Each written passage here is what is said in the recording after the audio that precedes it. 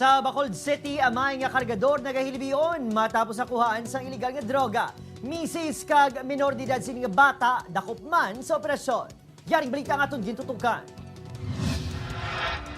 Nagahilibiyon nga ginpanginwala sa 58 anyos sa kargador nga si Nato Garcia nga nagaduso inig droga kaupo ng asawa kag bata. Ang tatlo ang subject sa operasyon sa Bacolod City Police Station 8 kagabi sa Ilapulian sa Procainin, Barangay Singkang Airport. Di ba kami sinistart sa po?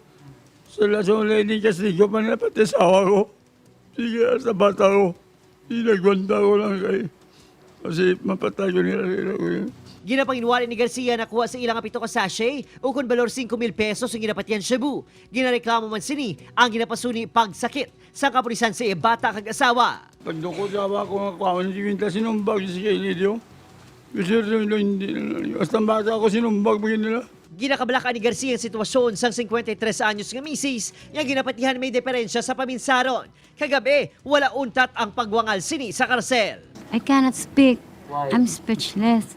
I don't understand my situation. It's because there's so many, something going in my mind. Ang bata sa mag-asawa ang gindakopman ang gindala na sa Social Development Center matapos ay buluan nga isa gali ka minor de edad. Ako kumbinsido ko hindi siya buang kay kadwa sa baklan, hindi siya buang nga ako. Tapos sa dakpan siya, pagbuang buang siya. So kaya lang Ang mag-asawang preso na sa Police Station 8 apang kun mapapatudan nga may diferensya sa paminsaro ng babayi, itugyan ini sa mental facility. Opo, Kirinal Casillo, Adrian Prietos, 1 Western Visayas.